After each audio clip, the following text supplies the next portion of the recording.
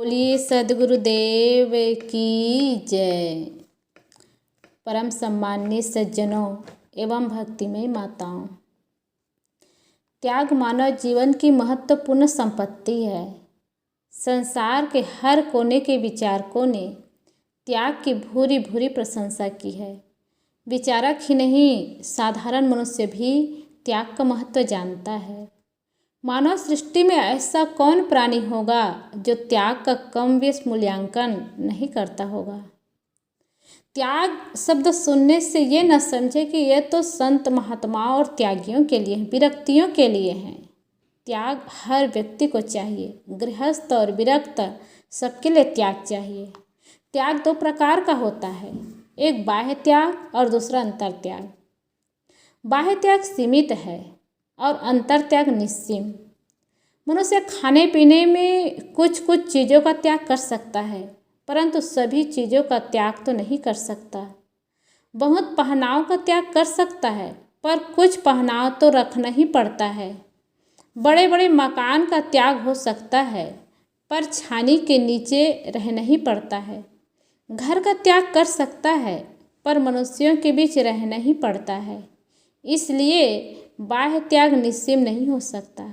बाह्य त्याग में कहीं सीमा रेखा रखना ही पड़ता है। अंतर त्याग निस्सीम है। पूर्ण वासनाओं का त्याग अंतर त्याग है। एक सदाचारी आदमी मांस, मछली, अंडे, शराब, गांजा, भांग, बीड़ी, सिगरेट आदि को अभक्ष्य समझकर उसका त्याग कर दिया और दूध, घृत, फल, मेवे आदि खाता है, परंतु उसमें भी आसक्ति है तो वह दुख देने वाला है, इसलिए उसके आसक्ति का त्याग कर देता है। यही अंतर त्याग है। वासना, आसक्ति, राग, मोह का त्याग ही अंतर त्याग है। अत्याग से हानि होती है। कैसे हानि? हम इतिहास को देखते हैं, पुराणों में सुनते हैं। यदि मनुष्य समसामयिक त्याग करने योग्य वस्तुओं का त्याग नहीं करता है तो उससे स्वयं तथा दूसरों को दुख की प्राप्ति होती है। कई में त्याग का अभाव होने से वह श्री राम जैसे पुत्र को वनवास देकर राजा दशरथ का प्राणघातक, परिवार तथा समाज का पीड़क और लंका कांड का कारण बनी। युधिष्ठिर ने जीवे का त्याग नहीं किया तो उसका घोर पतन हुआ। दुर्योधन ने पांडवों के हिस्से का त्याग नहीं किया तो उसका सर्वनाश हुआ। पांडव में त्याग की शक्ति न होने से उन्होंने कौरवों से लड़कर दोनों पक्षों का ही विध्वंस नहीं किया, किंतु पूरे भारत का पतन किया। श्री कृष्ण के पुत्र, पौत्रों और भाइयों में त्याग की भावना न होने से उन्होंने अहंकारवश एक दूसरे को मारकर अपना सर्व विनाश कर लिया। विभीषण और सुग्रीव त्याग से रहित होने से सभ्य पुरुषों द्वारा सदैव निंदनीय रहे। जो व्यक्ति उत्तम भोजन, उत्तम वस्त्र एवं उत्तम शैया के मोह का त्याग नहीं कर पाता, वह सदैव मन से पीड़ित रहता है। त्याग में बहुत बड़ी शक्ति होती है। त्याग की शक्ति महाशक्ति है। सद्गुरु श्री अभिलाष साहब जी ने कहा है, त्याग से ही त्याग का बल बढ़ सकेगा। जो करे शुरुआत वो ही चढ़ सकेगा। जिसका हृदय त्याग से भरा है वह किसी चीज़ का त्याग करना बाएं हाथ का खेल समझता है। कुचर काचर आदमी बीड़ी तंबाकू तक का त्याग नहीं कर पाता और वीर नर नारी इंद्रियों के सारे भोग, मैथुन आदि का सर्वथा त्याग कर देता है। संसार में कौन ऐसी वस्तु है जिसका त्याग मनुष्य नहीं कर सकता। मन के विरुद्ध होने पर अपना अहितकर जानकर आदमी सबका त्याग कर देता है। पत्नी पति का त्याग कर देती है, पति पत्नी का त्याग कर देता है, पुत्र माता पिता का त्याग कर देता है और माता पिता पुत्र का त्याग कर देते हैं। जब अपनी जान का जोखिम हो जाता है तो समझदार आदमी धन दौलत का त्याग कर देता है। किसी के घर में चोर घुस जाता है और वो चाकू दिखाता है मारने के लिए और धन लूटने के लिए कहता है कि सब सामान लाओ, धन निकालो, तो समझदार वही है जो सब सामान निकाल लेता है, नहीं तो उसकी जान जा सकती है। तो अपनी जान के लिए धन दौलत का त्याग कर देता है। विशाल देव ने कहा है, त्याग करन है सबन को, बचत न कोई दिखाए, चाहे तजो दुख भोग के, चाहे प्रथम हटाओ। त्याग तो सबको करना है, चाहे दुख भोग करके त्याग करे, चाहे दुख भोगने से पहले त्याग करे। परंतु अविवेक पूर्वक त्याग भी अहितकर है। लोग भावुकता में आकर के, जोश में आकर के, आक्रोश में आकर के त्याग कर देते हैं और बाद में पछतावा होता है।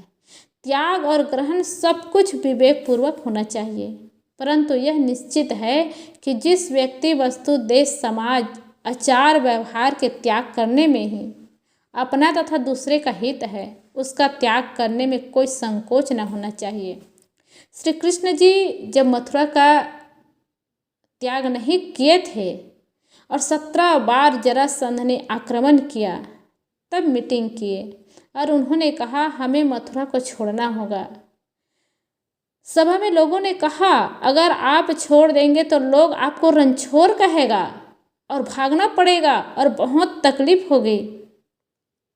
श्री कृष्ण ने कहा मैं रणछोड़ कहना सुन सकता हूँ, लेकिन यहाँ रहना बड़ी समस्या है, रहना कठिन है और समस्या तो हमेशा रहेगी, लेकिन एक बार छोड़ने के बाद समाधान कहीं ना कहीं हो ही जाएगा। और छोड़ दिया। तो जब समय आए, परिस्थिति आए तो संकोच नहीं करना चाहिए। त्याग से लाभ होता है, हानि नहीं होती। श्री राम ने राज्य का त्याग कर ही गौरव प्राप्त किया। भरत ने त्याग के बल पर ही श्री राम से भी अधिक अपनी गहराई का परिचय दिया। गांधी जी ने त्याग के बल पर ही राजनेता होते हुए भी महात्मा की पदवी पाए। ऋषि मुनि महात्मागण त्याग के कारण ही नभ पर चमक रहे हैं।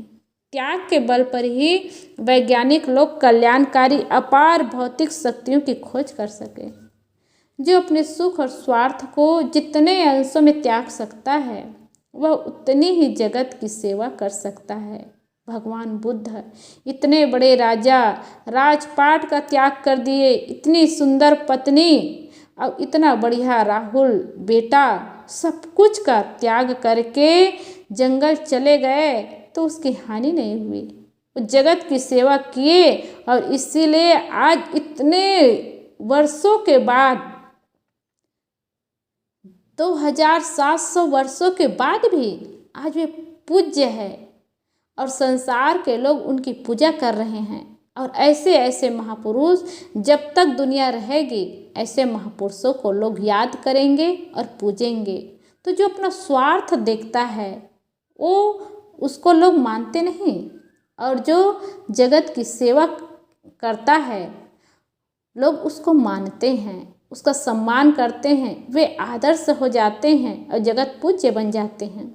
भोगी का तो अपना ही पेट कभी नहीं भरता, वह दूसरे का हित क्या करेगा। जो कमरा अपने भीतर की हवा का त्याग करता है, वही प्राणप्रद वायु से भरा हुआ स्वच्छ रहता है। जो कुआं अपने पानी का त्याग करता है, वही अपनी पवित्रता रख सकता है। शौच पेशाब त्याग देने पर ही मनुष्य को शारीरिक शांति मिलती है। इसी प्रकार जिसने मनोविकारों का त्याग किया है, वही मानसिक शांति पा सकता है। त्याग से ही जीवन का परम लक्ष्य शांति की प्राप्ति होती है। त्याग में जीवन ही सच्चा जीवन है। इसलिए हर व्यक्ति शांति चाहते हैं, और शांति भोग से नहीं, शांति त्याग से ही मिल सकती है। संत महात्मा, संत गुरुजन हमें त्याग का मार्ग बताए। हम अपने जीवन में त्याग करके ही अनंत लक्ष्य जो शांति की प्राप्ति है उसको प्राप्त कर सकते हैं और जीवन को सफल बना सकते हैं। बोलिए सद्गुरुदेव की जय।